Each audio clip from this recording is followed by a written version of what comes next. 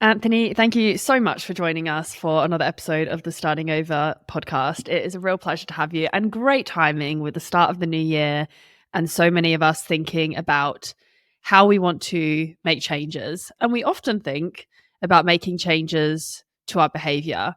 How do Mhm. we want to level up our habits? How do we want to show up differently? What are some of the actions we want to take that change how we are or be in the world? Yeah. And that is important. But yet you say that we should start with something else, and that something else is identity. Yeah. Why is that? Well, I'd give you a simple statement, which is I do not believe you can attain or sustain anything above your current identity. So there's certain things I want to accomplish and get done, right?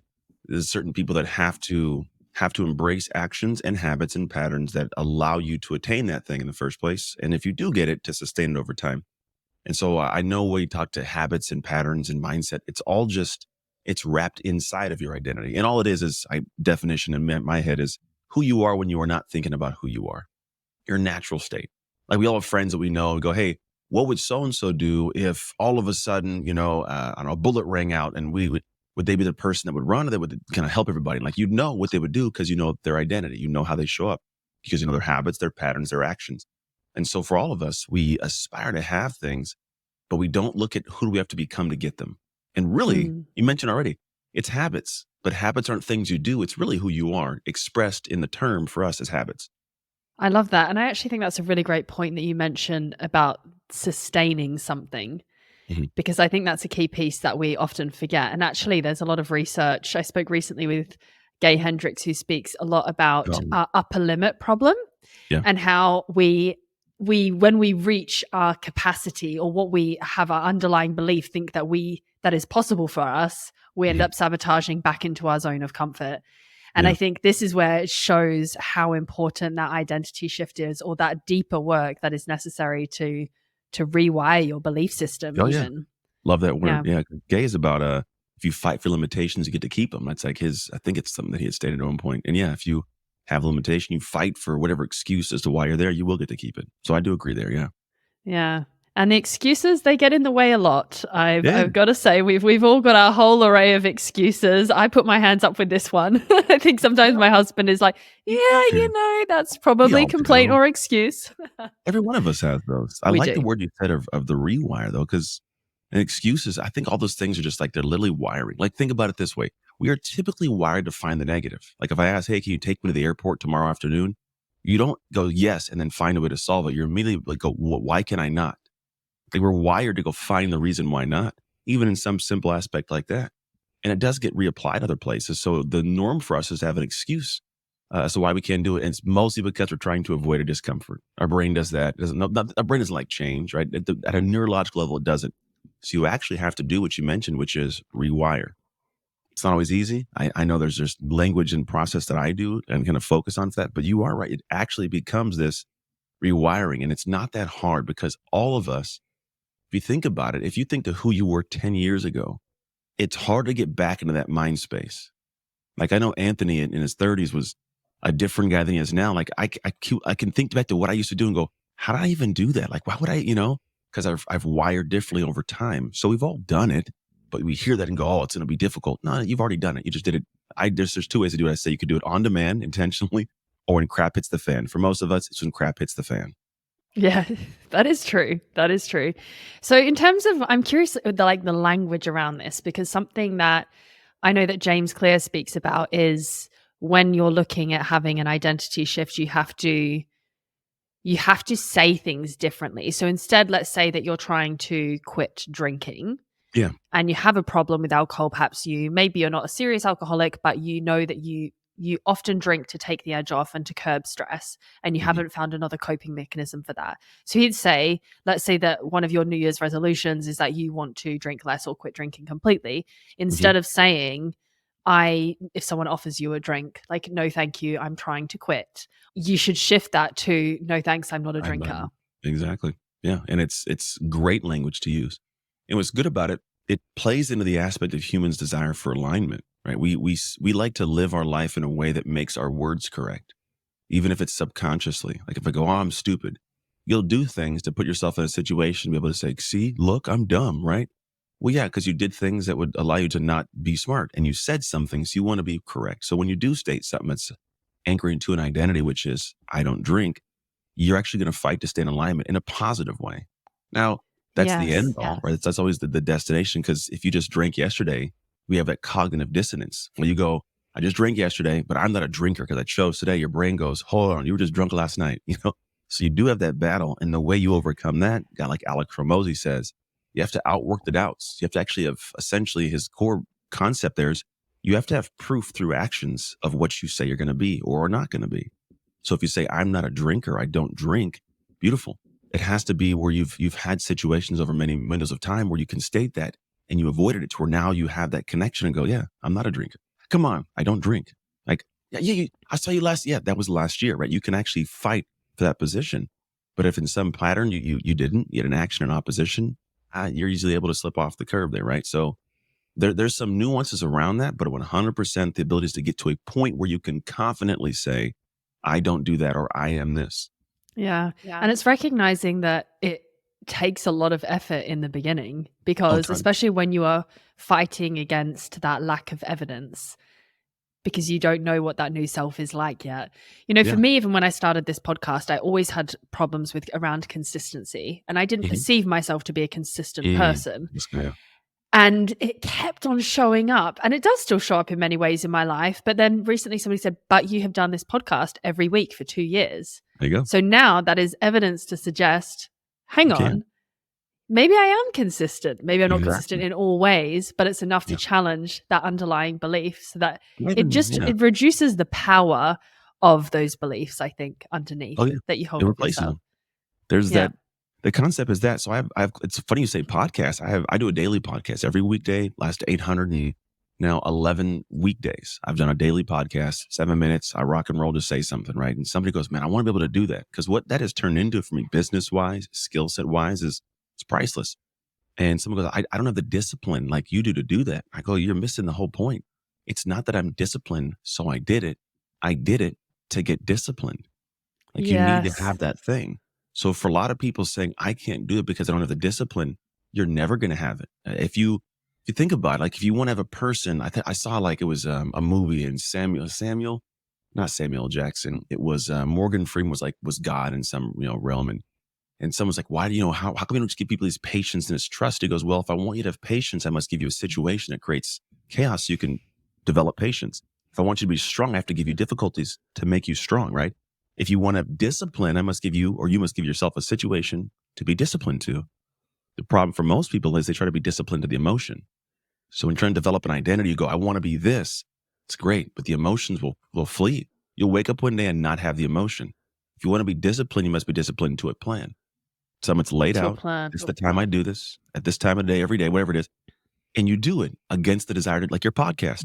I'm going to do it. And no matter what, you do it. And here's why. Because I guarantee in the last 2 years, you have had a moment in time where you go, oh, did I get this podcast done? Because I just, and you had all the opportunity to not do it. But in your gut of guts, you go, you would have lost sleep and felt gross if you didn't get it done. That's because you Mhm. developed this identity trait and you're fighting to stay in alignment with who you already know you are now.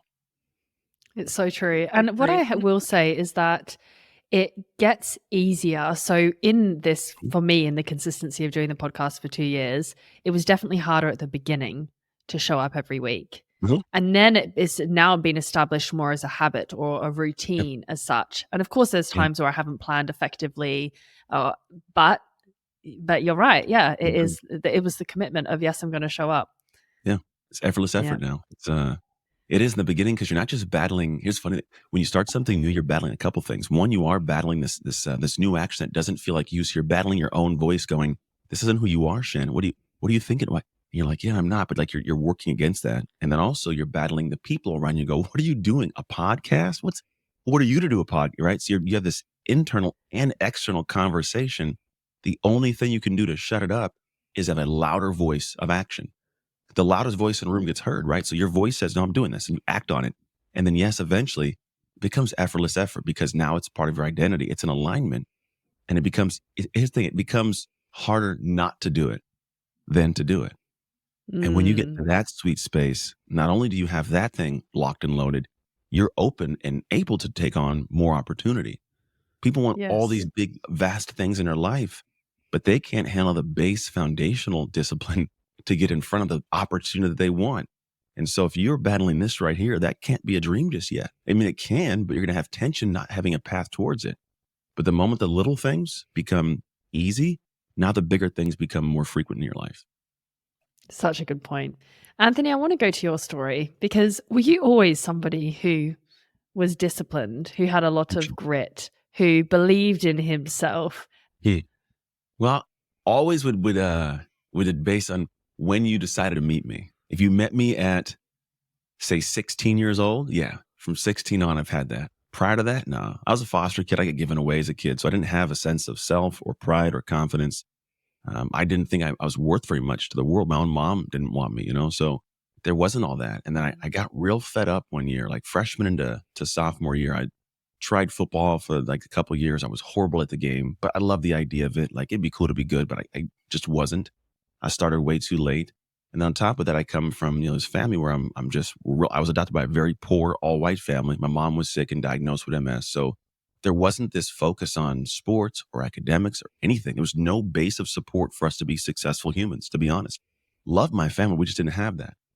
And at one point in time, I had this really deep, unsettled sense of like anger at the fact that my life just sucked. Like I wasn't doing good in sports. I wasn't doing good in school, but like, I felt like I was an intelligent human. Like I'm a smart guy, but I just was pissed. And I go, I'm going to try to find a way to get great. But I looked at football as a pathway.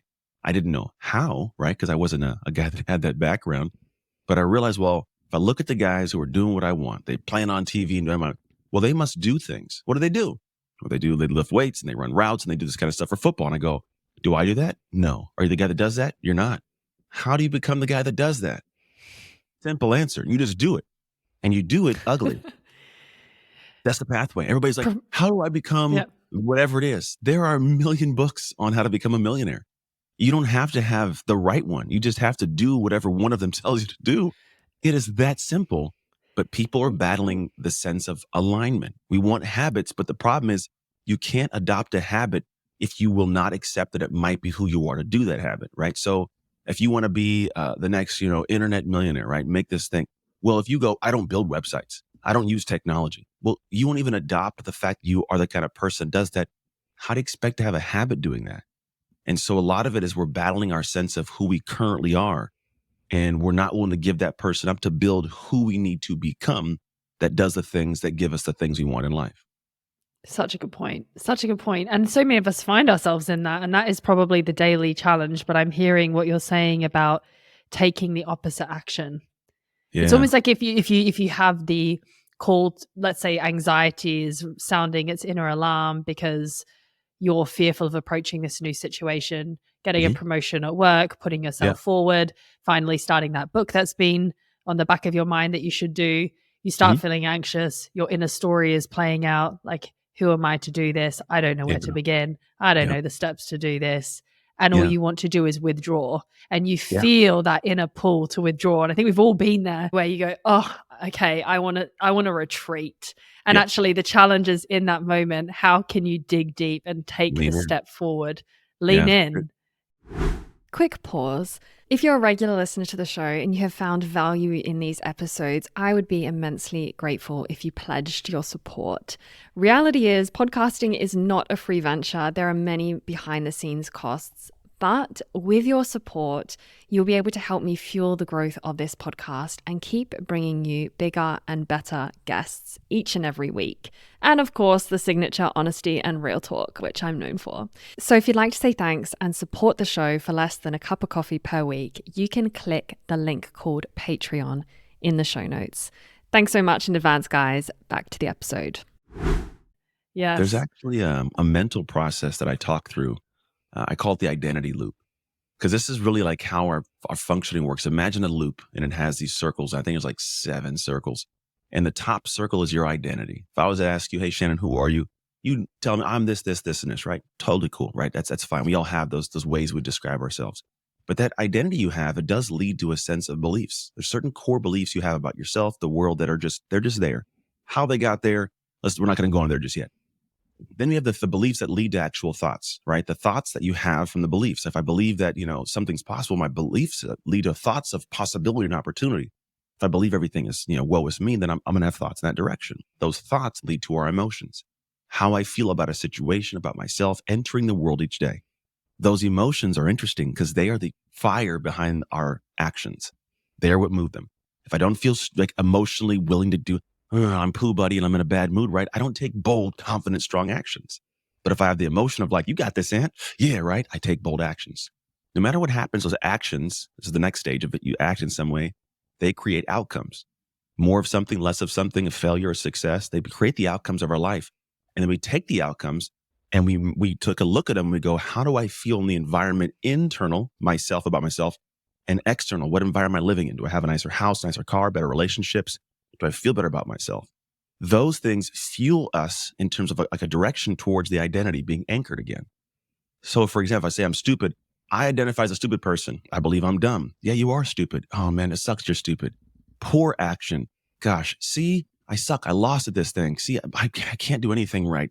I'm stupid. And it circles and it circles and it circles. When you can flow in the opposite direction, things go amazingly. But the problem is you have to kickstart it somewhere. And I found it happens like you just mentioned and I was talking about. It happens between the separation of emotion and actions. We have all acted in some way beyond the emotion. When we were kids, we would jump off cliffs into water and do, dives off the diving board. And we were fearful of doing it. We were going to die in our thoughts and our heads. So my identity was like, I don't jump off of cliffs into water. Yeah, you're going to die if you do that. Yeah. Why would you do it? Oh, don't do it, Anthony. I don't do it. Everybody laughs at me. The outcome is I'm stuck here. And I go, see, I'm not that guy. But then at one point in time, I go, shut it all down. You run and all of a sudden you're in the air and falling. Like separate from the emotion, you just took the bold action. Splash. Oh my gosh. I'm in the water. I got people next to me swimming. I feel good. Maybe I can do jumps, right? Then you believe a little different because your identity get like loosen a little bit. And then you think maybe you can do it. And you feel a little more confident. You take a bigger jump and another outcome, right? People are clapping for you because you did a backflip. By the end of the day, you're the star of the pool. But it's because you took this action separate from the emotion. All of that is the same thing to be applied to the career. I want to start a business, have a better job, fix the marriage, get in better shape. All the same stuff. It's actions that are not who you are right now, but you take them because they create a different outcome that eventually spins that loop differently to become who you are. I'm inspired right now. I'm going to go and make these changes. I don't know if anyone else listening is like that right now, but it's so true. And, I think somewhere that I have struggled, and I know probably many of the listeners on this podcast too, is being more of an emotional person, which brings a lot of beautiful things in life. Yeah, it does. You have deeper connections with people, like, lovely relationships. But one of the pitfalls is that there's a tendency to make emotionally driven decisions. Yeah. So I hear what you're saying there about actually how can you separate that and take the step back from the emotion, be more calculated or more even values led of like, where am I going? And then act from that place instead. Well, I think 90% of the time, you should be driven by your emotions, but then the emotions you have to keep in mind, like there's some that are bold and confident to do something. And then some are negative because your logic tells you should do this, but your brain goes, but you haven't. You're not good at that. What makes you think you can go in that direction? You're going to mess up. And the emotion now is there, but not the powerfully, we'll call it beneficial one. So the emotions, they should drive us. I like to operate from an emotional state, right? Not in a sense of like detrimental, but I want to be here and be in good energy emotionally to hang out with you, right? I got stuff going on right now that could definitely have me be like, you know what? I want to cancel these, right? But for me, I go, no, I want to show up in great emotion, hang out with Shannon because I'm looking forward to talking, right? But I can adjust and lean into that emotion because the logic of what I got to do is different than just the emotional fuel. So what I'm saying is, yes, we do want to have emotion, but you don't want it to be the only thing. And you got to be aware of when the emotion is tied to a logic that you can adjust with action. Because if I know that my fear and my anxiety is from not doing this thing, I go, well, logically, I got to lean into that and get better at it to where I'm not driven by the negative emotion that makes me procrastinate, make excuses, have avoidance techniques and tactics, right? But if you can go, I need to get good at that thing, and you lean into it, you eventually go from this thing where you're fearful of it to where you can't wait to do it. Like I used to be afraid of going out and playing football when I was a kid because I would get hit. I was horrible. And then I did go do the things other people do. I lifted weights and I ran routes. I did all those things against my teammates making fun of me. me looking stupid, right? But eventually, I got real good, like professional athlete good. I played in the NFL to where I couldn't wait to this day. I can't wait to put my helmet on. Let me go run around. Like I'd love to go out there and do that for a little bit, right? I love the idea of it because I went from being horrible at it, taking the actions and getting better to where it went from pain to joy, genuine joy doing it. Like I'm sure you in the beginning of the podcast were like, gosh, I don't know if I want to mess up the interview. Hope they liked it. Like, was I okay? Right. Today you're like, hey, let's hop on. Right? Yeah. But Yeah. that Yeah. journey is the same for everybody, but people get off the train too early. Yes. Yes. It's true. You realize it's the rewards come when you apply that consistent effort Yeah. over a sustained period of time. And you likely Yep. shift your identity in the process of doing so as well. 100% you do. Yeah. 100%. Because people, Yeah. if you think about it, people go, I don't know, will shift my identity. I don't know. 'Cause that's the work I do. My goal is to have you have an identity shift where one day you wake up and look at yourself and go, I'm doing things I never considered myself the person to do. And really, well, no one woke up and said, I want to have an identity shift, right? They do want things. I want to have a nicer house, a nicer car. Well, what does it take to do that? Well, maybe I get a promotion or start a business.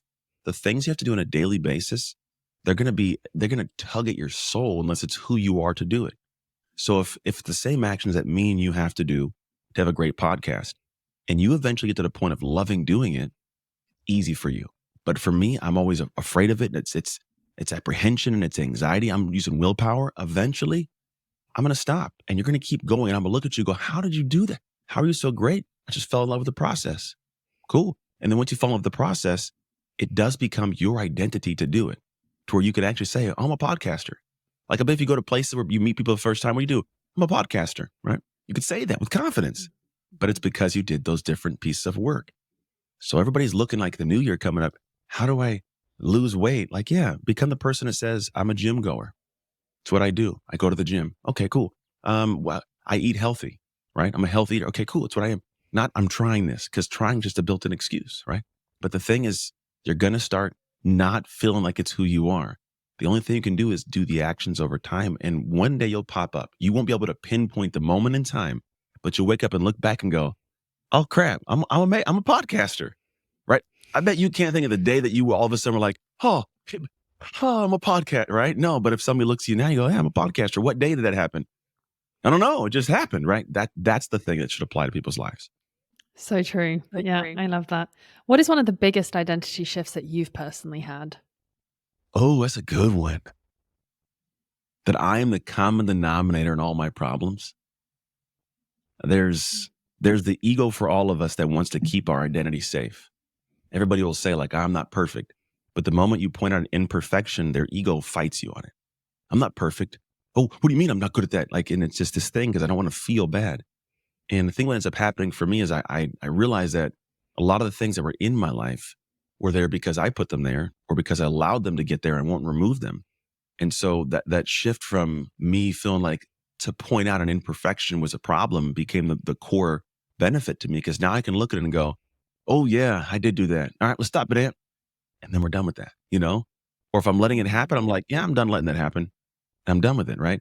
So I can now identify as a person that can say, hey, I've done this to the best of my ability, but I'm not perfect. I made that mistake. I learned this from the mistake. I've reapplied that in this area. Let's rock. But like that helps my marriage, because when my wife says, hey, you're not doing this, this, and this well, as opposed to battling her, I can go, okay, all right, you're right. All right, I'm gonna work on that. And I'll genuinely work on it ego free. Or if in work, one of my team comes and goes, Ant, we need you to do this. You're being delayed on this. I don't know what's going on. You know what? You're right. Okay, I'm gonna get back on it. Right. And so I can take the feedback that will help me improve. And so that massive shift allowed me to keep people close to me, develop greater respect for people, and have vastly more success and peace. Because if I didn't do that, it would take forever for me to make the improvements to make my life better. And so that trait was one that had to be, killed off, that ego had to die years ago. But that shift from I'm perfect, I'm infallible, I got an excuse for the reasons of why I'm, to going like, damn, that's right. Okay, I messed up. And doing that simple thing, it's made huge changes for my life. I guess I hear that it wasn't the other end of the lack of self-esteem, because for a lot of people I know in this space thinking about how to make changes, that it will often be the other side of the coin, in like Yeah. the unworthiness, the shame, It happens. Oh, I've had that. the sense of you've had that. Oh, yeah, yeah. I mean, I don't think I mean, at one point, I was divorced from my wife for 3 years. I mean, it was bad. I was, it sucks. And you do feel helpless in those moments because you actually keep yourself stuck. Because in your head, you go, I feel shame. I feel, sadness. I'm the root of this and the cause. And what we tell ourselves is I had no control over that. So I don't want to go back in because it's going to happen again because I have no control over that. So we actually avoid getting back into good situations. And so what I noticed was like, nah, man, I was part of the cause of this, right? And I could embody the shame and the pain and realize that just because I did something that I'm ashamed of doesn't mean I am a shameful person. So that is a different, but I battled that. But here's the interesting thing that I don't think people are paying attention to, which is one, no one's really paying attention to it, but like only you're really worried about it. Everybody's worried about themselves, but you can actually work yourself out of those holes, but nobody wants to because they're afraid that if they're climbing, someone's going to point out what they did and push them back down the ladder. And for me, I go, any person willing to push you back down the ladder, they don't need to be even on the ladder in the first place, like just get them off the flow and go in the right direction. But we all have the ability to make the most of some crazy, crappy situation of what we did. And so, yeah, we'll all have I've had the shame and frustration and sadness from what I did in my marriage or what I did as a parent or my business is not doing very well. And if you stay in that place and don't act in a way of opposition, you'll just anchor yourself deeper and deeper there. But you're going to have to do things that are completely out of your comfort zone, that are in the Completely out of complete opposite character. direction. Oh yeah. Out of identity. It's gonna feel like you're in somebody else's skin. It always does. That's what the natural path. My son right now, he's a football player and wants to be great. And I go, you have to start questioning everything that you do.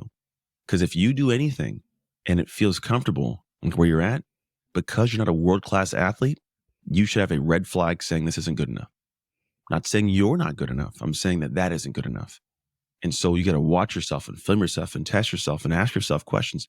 You must challenge your comfort because what happens is when you challenge that, you start to expand that comfort into new things and better things. And little by little, you start to have this pride and confidence in opposition. Because here's the thing that's the beautiful, beautiful key of all this. When I have this shame or sadness, whatever it is, the best thing you can do is act opposite. And here's why. We all have what's called an investment bias, right? If I give money to something, I expect a return, right? If I give you money and you say you're going to double that money, I want a double return. If you're going to give me a burrito, I want my burrito, right? If I give you some money, I want the investment return. As human beings, when we invest in hard things, right? Doing something that feels uncomfortable or difficult, the return on your investment is self-confidence, self-esteem, pride, power, because you did that hard thing. Do you guys have CrossFit where you're at? I'm sure CrossFit's worldwide now, Yeah, right? it is worldwide. Yeah. Like the common joke is like the first rule of CrossFit is to tell everybody you do CrossFit, right? Everybody that's CrossFit tells they do CrossFit. It's the thing. You go, why is that? Because they go to those gyms and they kill themselves. It is so hard. The difficulty makes them proud. So they want to tell the world. It's the exact same thing for all of us. So if you want to get out of that shame and anger, you have to go to the point of going, I'm going to do something so crazy this direction. It's so hard, almost intentionally because it's hard, because the return is the opposite feeling I've been looking for.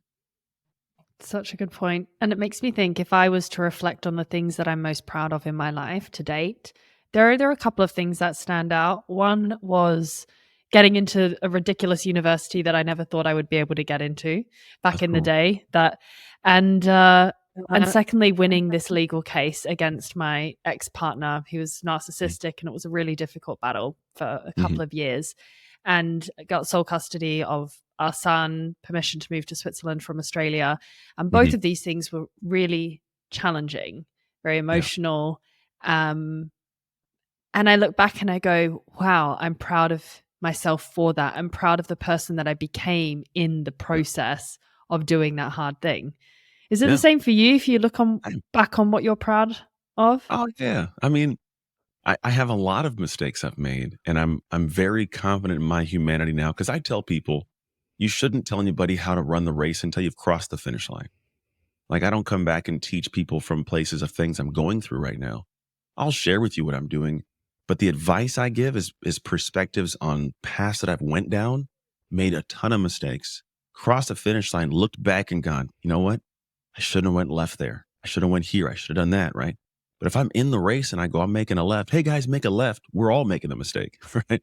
So the idea is I get to a point in time where I can look back and go, yeah, like I learned this from that. And I think you have to have those moments, but not have them be the thing where you go, I suck because of that, and it condemns you for a lifetime. It's just going like, no, this is part of the journey. It's the best place on the lesson, and I can move better. Because they say, I'm going to butcher this. I feel unfortunately, but I think the statement goes, um, good decisions are born of bad decisions, something like that. And bad decisions are it's some of the realm of like you get wisdom from making, the bad mistakes in time. So it's like, great choices are born of having previously made bad choices. Essentially what the thing is. I told you I was going to butcher it.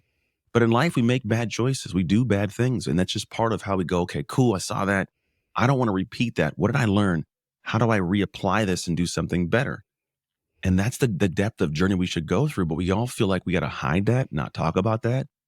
But that's really how you, one, connect with other humans who've done the same thing and are too ashamed. But it's also how you gain a sense of understanding to reapply to get the thing you want most. So if you don't acknowledge your problem, acknowledge your fault, acknowledge your difficulty, you never learn the lesson that you can reapply to get to the dream that you have. So whatever goal we have of doing something, you're going to face another similar but different problem that needs that lesson learned to reapply. But if you don't acknowledge it, you're going to face something else that's similar and still get stuck at it and stockpile negative situations as opposed to going, okay, why is my marriage falling apart? Why is this going on? And eventually you start going, oh, I got to change this, and this. And then you can move forward by having a sense of confidence. And here what you do, you learn the lesson, reapply, have success, and it trumps the failures. It just does. Nobody cares you failed in the past if you're winning now. Like, look at that person winning. I love it. What'd you do? I messed this up. Oh, okay, cool. I love it. You're winning now. Right. But we get stuck in the circle of, oh, I messed up and never fix it. And then we never get to live that life. We look at other people. Then what we do is even worse is we look at somebody else living a life we want to live and we condemn them and we shun them because we don't want to have to acknowledge ourselves. So it's easier to push them down with words than to acknowledge where we're at and lift ourselves up with actions. Yeah, it's so true. And it's so much easier to stay in that comfort zone of, okay, I feel inadequate looking at this other person who's achieving that thing that I actually secretly want to be achieving. So I'm just going to avoid that. Yeah. But actually, yeah, meet it with action. Meet it with action. Yeah. It makes I'm getting the impression that you're a very gritty person. And I recently read a book by Angela Duckworth on how important grit is. And she said, we all have different talents. And maybe part of it is working out what actually is our special talent and how can we best apply that to have successes in the world.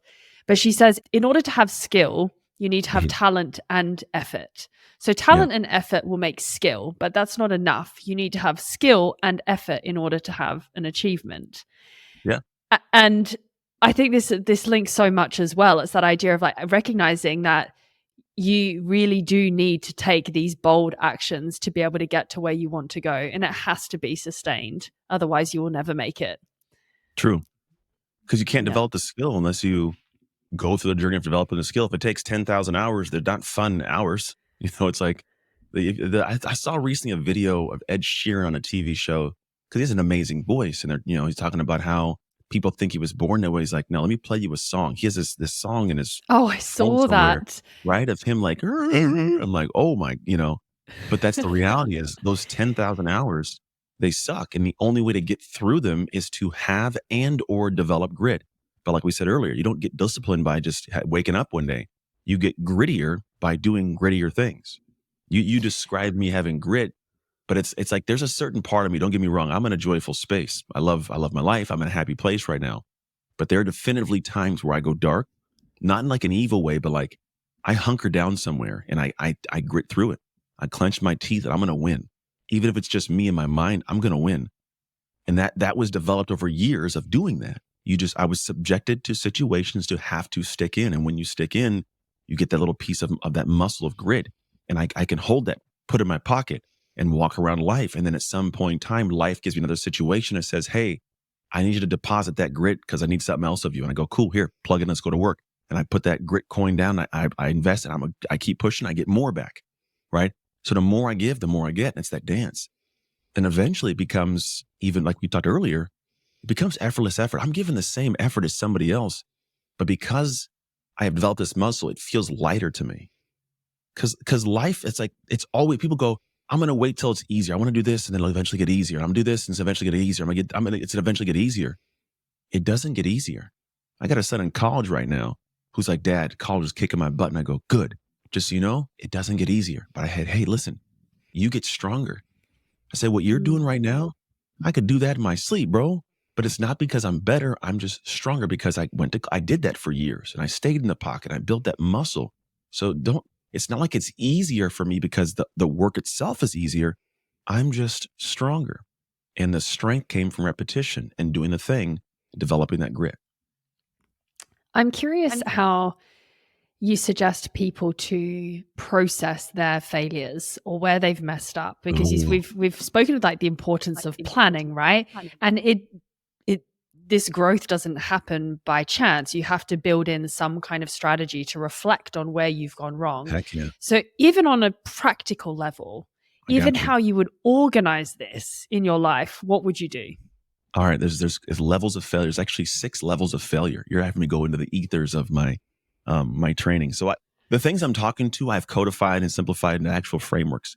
There's a process called reframing failure, I call it. And imagine there's going to be this line in the middle. I call it the learning line. Above the line are 3 different segments. Below the line are 3 segments. You learn below the line. Here's how it works. We most of the time have these situations take place and they become failures. The top 3, the very top 6th one is called abject failure. The end of the world. Something died, the pumpkin broke, right? You can't put it back together. And we sometimes have moments in life happen and we go, oh, I'm never going to be loved again. I can't ever do this, right? We think it's abject. It's not. We'll get to that. The one below that's called structural failure. Something really big and heavy happened and it kind of caused it all to come tumbling down. It can be fixed, but it's going to be so much work. So I just don't fix it.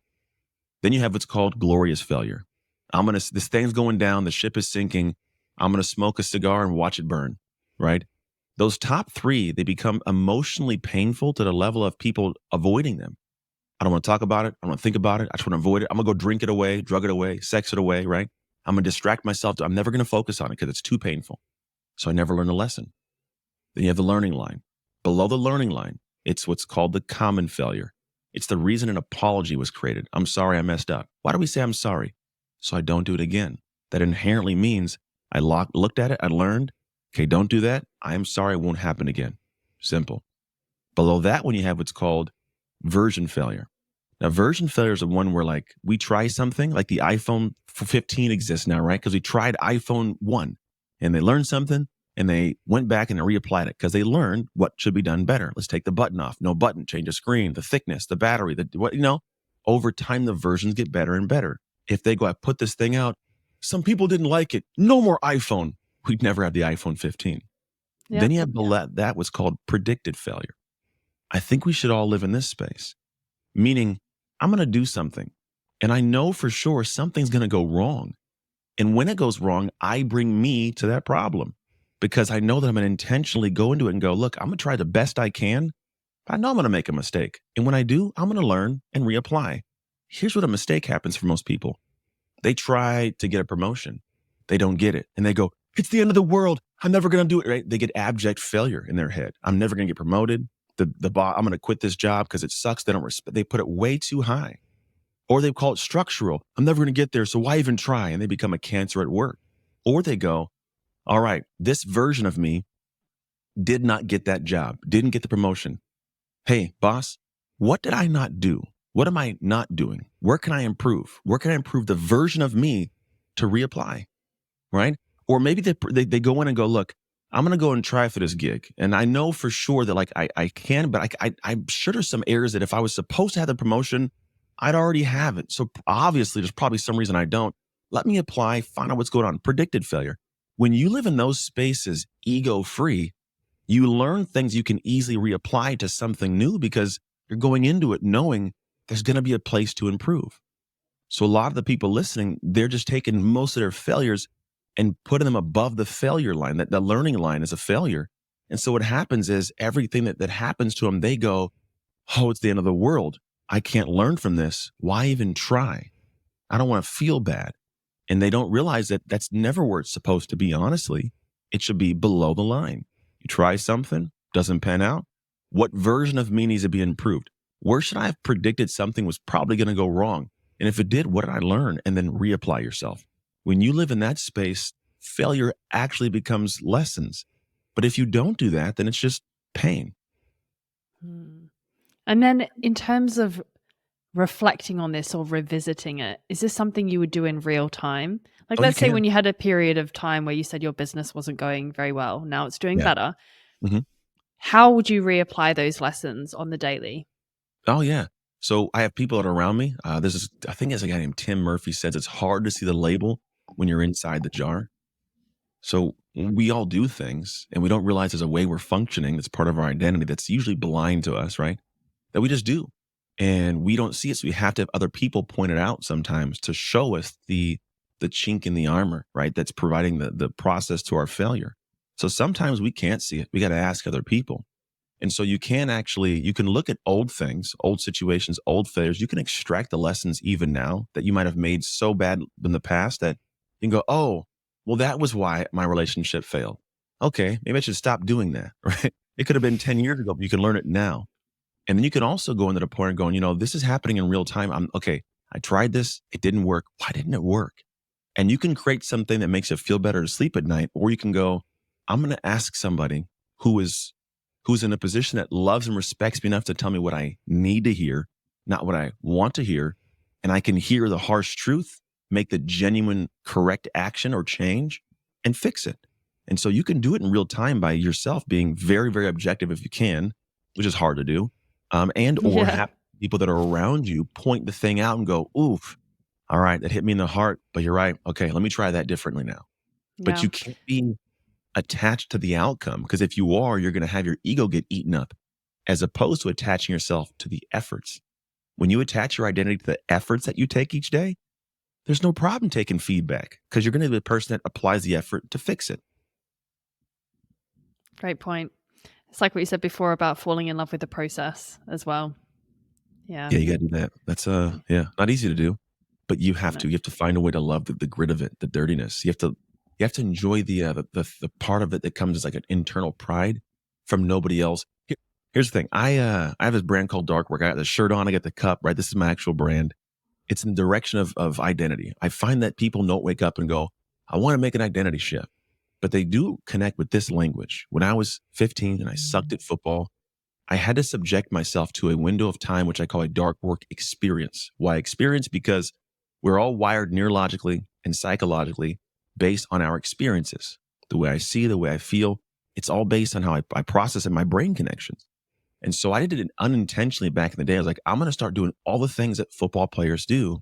I don't feel like a football player yet. I lifted the weights, ran the routes, teammates made fun of me.